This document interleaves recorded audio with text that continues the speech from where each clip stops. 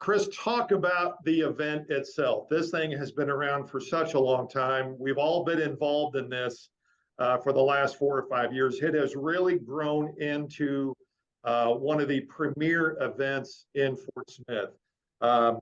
Give us some, just tell us about this event itself. Yeah, so like you said, this will be our 21st time doing this.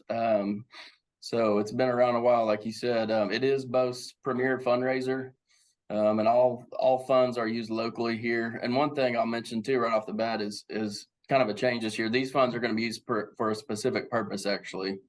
For the 74th Street remodel here in Fort Smith, that's what these are going to go to. But yeah, it's Friday, so it's Friday, March 3rd, from 6 to 9, and it's basically an opportunity to mingle, try hundreds of wines if you want. Sample all sorts of foods from different restaurants and caterers, and while supporting a good cause, obviously. So, but yeah, I've been to it probably 11 years in a row, I think, just attending, and I'm probably partial, but I think it's my favorite event in Fort Smith. It's different, so I like it. It's not a fancy sit down thing. So it's kind of more informal, but it's a good time. Kirby, when you buy a ticket, you go to this. What are you going to find when you get there?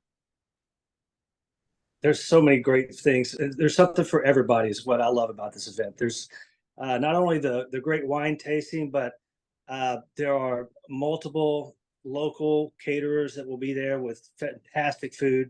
There's going to be a beer garden, which is a little bit different than in years past, a cigar bar, selfie corner that you can take your party picks there with lots of different things that you can do to dress yourselves up.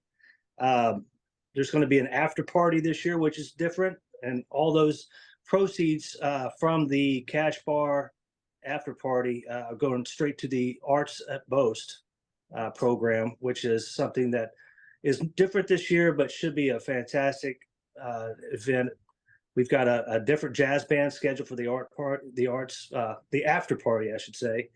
But yeah, so there's this event, like Chris said, is unique in the fact that there's something for everybody here, and it really is a lot of fun. Chris, this year it's at a different location than in years past, and it's actually going to be good to be back in that building again. Yeah, that's actually probably the biggest change, or the most noticeable change, I guess. Like you said, it's usually it's downtown at the convention center, or the hotel, but now we're actually going to be at the Ake Research Center this year up on Fiena Way. So we're looking forward to that. They've done a great job remodeling and fixing that. So like you said, like Kirby said, there's gonna be a beer garden that'll be outside, and we've got different areas playing, cigar bar, like you said, and an area you can go out and enjoy your cigar. But I've been up there, and they've done a lot of amazing things up there. So we're looking forward to a change of venue.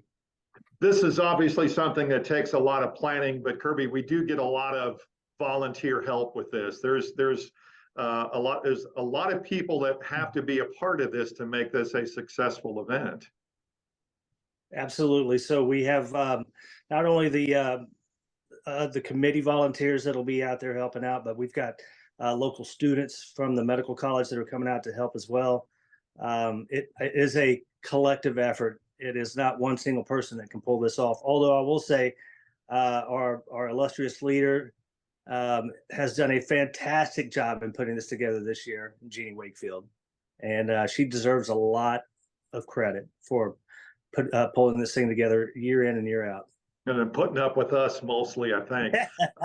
Yeah. Ticket sales, Chris, I know the last couple of years because of COVID, we haven't had this, and it's been virtual. Last year it was very scaled back and very relaxed, but this year there are tickets being sold.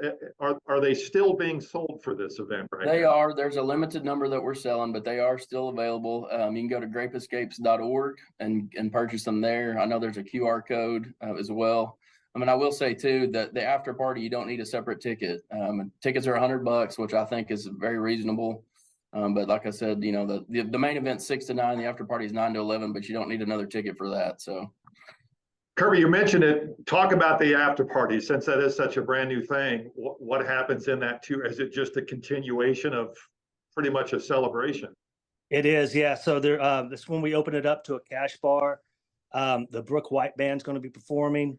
There'll be some of the art exhibits for sale that you can look at some great art that is created by some of the Bost clients. That'll be for sale. There'll be sweet treats, and it's going to be a lot of fun. And as I mentioned, all the proceeds from the after party are going to benefit Arts at Bost. And Chris, I know in years past we've had a live auction as part of this event to raise money, but this year and the last couple of years, it's been a virtual auction. So that'll be the case for this event as well. That is right. It's going to be virtual again this year. All right. So no live in-person auction. So that's where you get your phone out that night and make last minute bids.